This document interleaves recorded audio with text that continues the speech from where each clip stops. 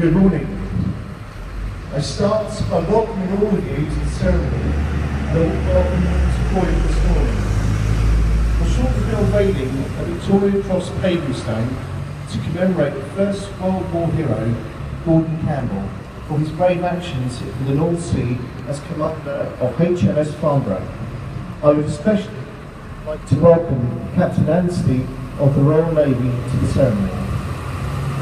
Today's date, Friday the 17th of February, is significant as it is the 100th anniversary of the action that earned Commander Campbell this country's highest award for gallantry in the face of the enemy, the Victoria Cross. You will have all been handed a copy of Commander Campbell's full citation, which provides the details of how, exactly 100 years ago today, Commander Campbell was steering HMS Farnborough in the North Atlantic when he spotted an enemy torpedo trail. The action that followed is well documented and is one of the reasons that we are all here today.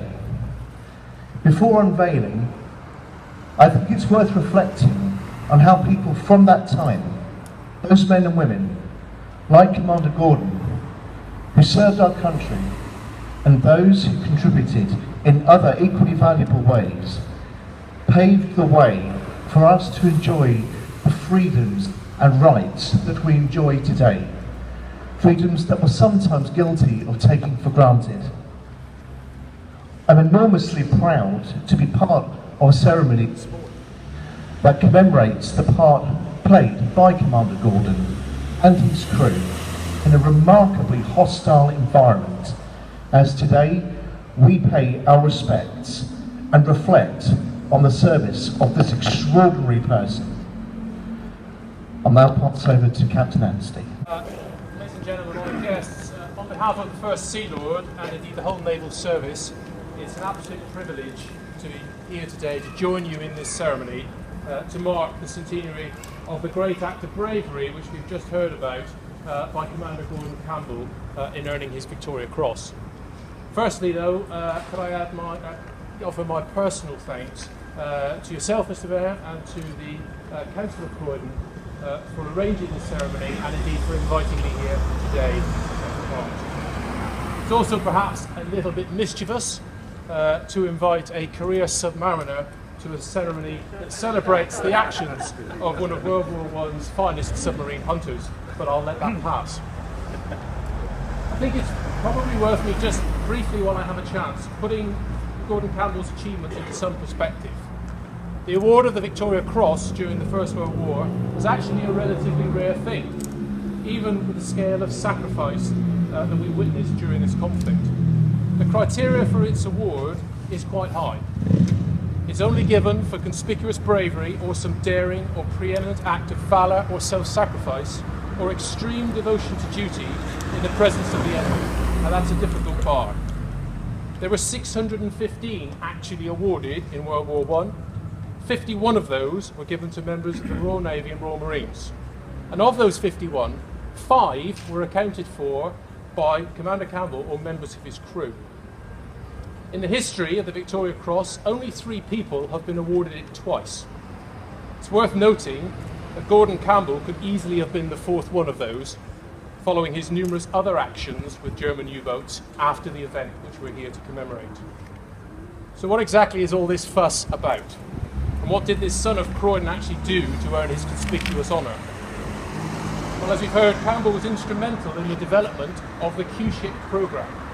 And Q-ships, for those who have not done their research, were specifically fitted out armed merchant ships, and they were designed to present a really easy, inviting target to German U-boats, who, as they would later do in World War II, were at that time causing havoc against British merchant shipping. The ruse, as that's what it was relatively simple, if highly dangerous. The Q-ship would deliberately loiter in areas of known U-boat activity in the hope it would be attacked by a German submarine. When it was, the Q-ship would then do its utmost to stay afloat, waiting for the U-boat to surface, as was their habit, to finish them off with gunfire. Torpedoes, of course, being very valuable items, he didn't waste them unnecessarily. Once the submarine had closed the ship would drop the camouflage that concealed its armament and crew, and they would engage the submarine before it could dive and escape. Now, this Q-ship initiative was bound to have a limited life. As a submariner, we do learn by our mistakes, and it was inevitable that the U-boats would eventually get wise and become much more careful. In total, there were 12 U-boats actually sunk by Q-ships in World War I. 3 of them, or 25%, were done by Gordon Campbell. And Campbell had already been awarded the Distinguished Service Order for his role in sinking another U-boat before this event. However, today we're here to talk about his actions in command of HMS Farnborough and the sinking of the U-83. Part of Campbell's success that day and afterwards was his preparation. He drilled his crew relentlessly in the art of appearing to be actually the crew of a tramp steamer rather than a naval vessel. And you need to remember that in 1917 the Royal Navy prided itself on its discipline, its smartness, its marks of respect. So it was completely alien for a team to wander around the upper deck in shabby clothes and not respecting their senior officers, except of course in the submarine service. On seeing the torpedo, Commander Campbell then did the one thing that nobody in their right mind would do. He steered to make sure it hit him. And he tried to make it look like he was an inexperienced civilian CO who didn't know what he was doing. He managed to take the torpedo astern near his engine room. There then followed a very well-rehearsed act. Some of the crew deliberately manned the lifeboats and opened from the area to give the impression that it was a stricken merchant vessel. Some actually had to attack the problem. They were sinking after all. And some lay in wait for the U-boat to surface. Commander Campbell now had to wait and be patient. He knew at some stage the U-boat would surface if he felt confident to do so, and sure enough, the CO of U-83 decided that it was worth his while to surface and kill off this stricken vessel. He brought it close to the side of the Farnborough to engage, but too late he realised he'd been tricked. As the submarine presented itself alongside, the order was given on the Farnborough, the white ensign was hoisted, and U-83 received a broadside of gunfire, and at least 45 shells scored a direct hit in the submarine's conning tower, fin and hull.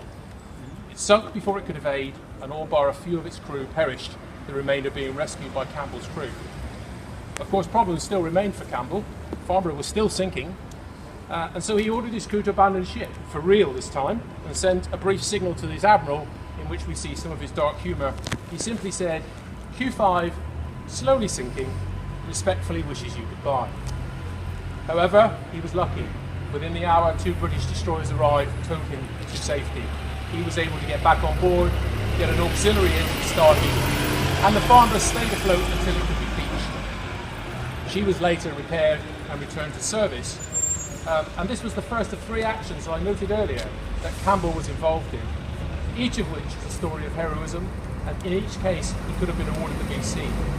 But in both subsequent occasions, while 2 members of his ship's company were, it's reported that he himself turned down the opportunity to be awarded his 2nd VC.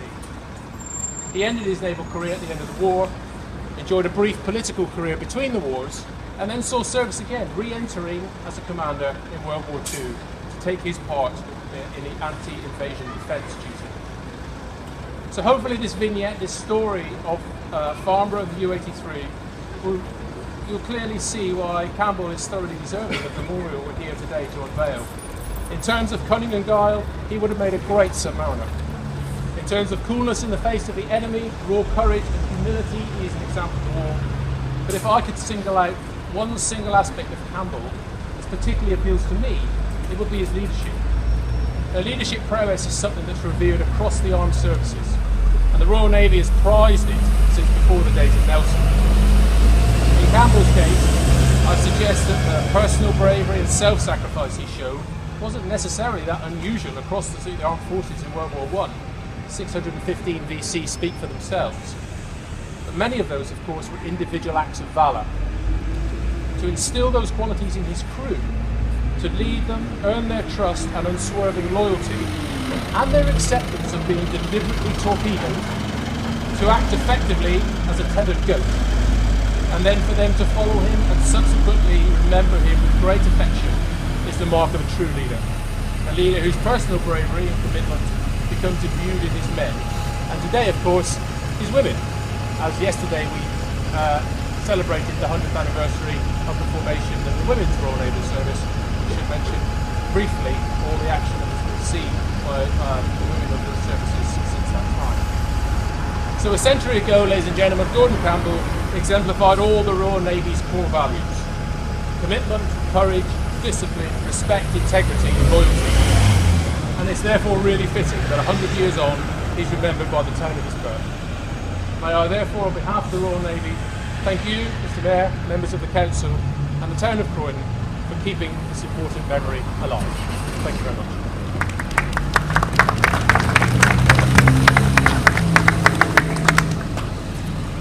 Thank you very much, Captain Anstey.